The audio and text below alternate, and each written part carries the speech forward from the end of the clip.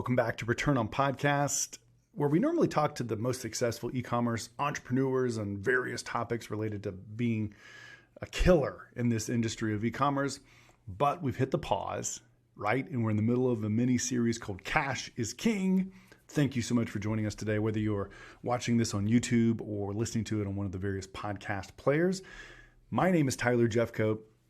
I'm the host here. I'm the CEO of an accounting firm called Seller Accountant. And we started this series because it really is the hot topic right now. Our clients are struggling. Not all of them, but some of them are struggling. And they're not struggling because they have bad products. They're not struggling because they don't know how to run their businesses.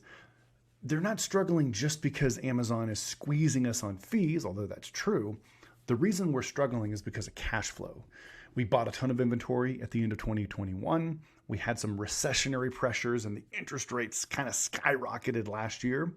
And the result of those two factors was that we are sitting on a lot of inventory and our bank accounts are close to empty. And so what this series has been all about is trying to give us some additional tools that we can put in our toolkit to manage cash flow better, give us some additional peace of mind. And so today we're going to look at a tool that I just created, and it's a growth calculator. It's going to help us answer some questions. We need to play with this. Tyler, my business generates X amount in cash from operations each year. How much can I afford to grow in the next 12 months without having to bring on more debt? Right? I'm tired of getting loans, but I want to continue growing my business.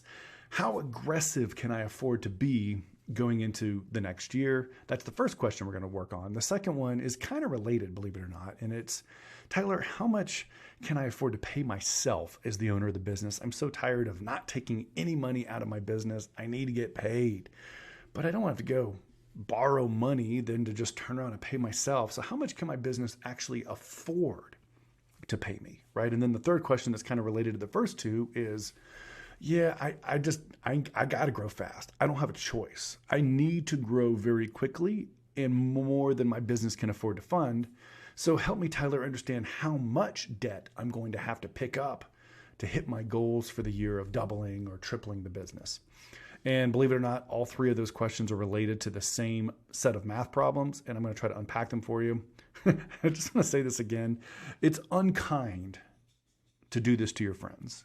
What I mean by that is to talk about something highly technical that involves a spreadsheet and a lot of accounting jargon, and then post it to a podcast player where, a good 2/3 of your audience is going to listen to this content and say, well, what in the world are we talking about?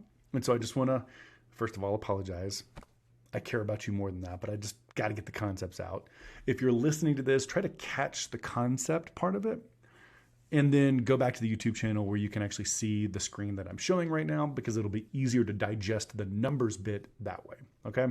Also, the calculator that we're going to talk about today, I'm going to create a version that we can then share for free with you, where you guys can just get access to it and play with it, all right? Okay, so just a quick reminder, our simple statement of cash flow starts with our operating activities, where we have profit, and then we kind of modify that profit by increases in inventory and whatnot. And it gives us this key number that's how much is our operation actually generating in cash for a given year. And so for our brand spanking new calculator called our growth funding calculator, just remember we're starting with that number, which is what is our cash flow from ops? What is our operating cash flow for the last 12 months? For our first example here, Eddie had a cash flow from ops of $550,000, pretty good year for Eddie. And so then we have to ask Eddie some questions. Eddie, how much do you want to take out as an owner draw from the business in the next year? Well, Eddie wants to take $100K out. Got it, dude. Let me put that on the list here. Eddie, do you want to pay down any debt? Is there any existing loans that you want to go ahead and kind of make disappear over the course of the next year? Actually, Tyler, yes, I would like to pay off $50,000 in debt. Cool, dude. So here's the math. My operation generated $550. I'm going to pay myself $100. I'm going to pay off debt of $50. That leaves me with $400,000 that's available for me to invest in the growth of my business.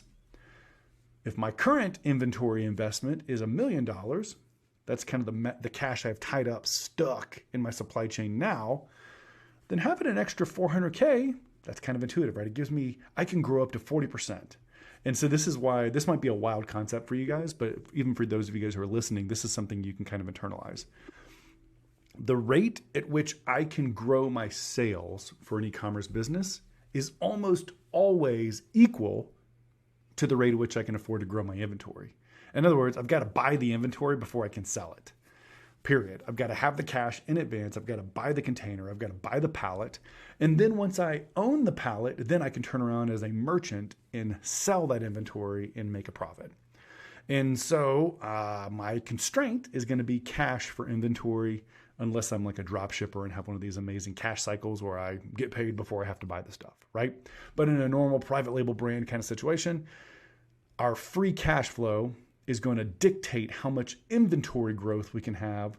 And so for Steady Eddie's example here, his operation would safely allow him to grow 40% without bringing on a dime of debt. And he gets to pay himself $100,000 in salary or beyond salary, kind of owner draws. And he gets to pay off $50K in debt. He's got a very healthy business. Now I want to show you the example where you're kind of solving for the opposite. So for Blazer Bob, man, he loves to grow. And in fact, Blazer Bob grew so quickly last year that even though he showed a profit on paper, right, his profit and loss statement had a positive smiley face number at the bottom, he had to buy so much daggum inventory last year that his cash flow from operations was negative. A lot of you guys are going to be like this. The first time you pull up the statement of cash flows that I was like, hey, no one ever looks at it, please look at it. A lot of you guys are going to pull it up for the first time. You're going to be like, whoa, how did I have a profit, but then I have negative cash flow? Well, here's why. You had to increase your amount of inventory by so much that cash didn't get to stay in your account. It hit your checking account and zoop, it was gone off to your suppliers. That's the situation with Blazer Bob here. He actually had a negative $50K in operating cash flow.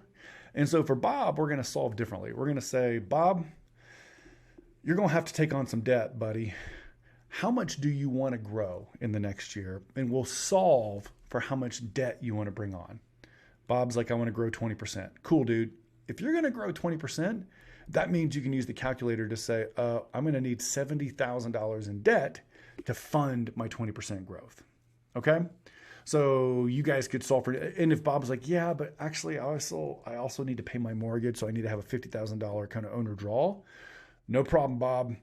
That means you're going to need $120K in debt to fund your operation for next year. But then Bob's like, yeah, but I also am going to have to pay off that Amazon loan that already has an outstanding balance of $50K. And maybe I'll have to refinance it, but I'm going to have to pay it off. Okay, no problem, Bob. We also have to get rid of $50K in debt. Got it. Now we've got $170K in new debt that we're going to have to bring on during the course of the year to safely fund a 20% growth. And my point in bringing this up as an example to you is just to say, make your growth plan based on cash flow reality. It doesn't need to be a hope and a dream. Like literally, I can look at what my business has generated in operating cash flow in the past, and I can apply that to a math problem to say, here's how much I can afford to grow in the future.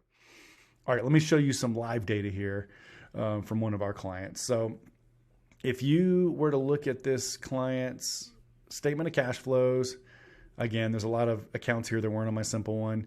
But just suffice it to say that once you've controlled for all those adjustments, we had $118,000 in net cash flow from operations. All right, put that on the list. Got it. My buddy wants to take $50,000 out as an owner draw. Got it. And he already has $413,000 in inventory. Oh, I got that from the balance sheet, right? Just pulled up the balance sheet, looked at the inventory. It was $413,000. My buddy can grow by exactly 16% and not need to take on a dime of debt. Here's the problem though, is if he wants to grow by more than 16%, then he is going to have to take on debt, right? And I'll show you what that looks like here. So if I take this same case study and I'm like, yeah, but 16% growth, that ain't gonna cut it. I don't like that. I wanna grow by 25% instead. No big deal, dude. But the calculator says you're gonna need to bring on $35,000 of new debt to grow. Are we good with that? That's cool. Hey, you want to double? You want to grow by 100% this year? No big deal. Just be ready to bring on $340,000 of new debt into the business in order to fuel that growth. So again, the point of this is There's lots of other things that could go wrong. We may have changes in overhead and rent and salaries and all that kind of good stuff. What I'm trying to encourage you to do here is we've got to start looking at our growth plans through the lens of how we're going to raise the capital to make those growth plans a reality.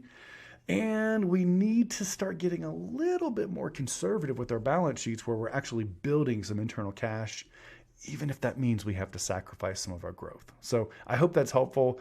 I'm going to find a way to share this growth calculator with you so you can play with it, kind of put in your numbers from your accounting system and kind of say, well, if I wanted to grow by 50% this year, here's how much debt I would have to put, new debt in the business. And it means I would have to pay myself less.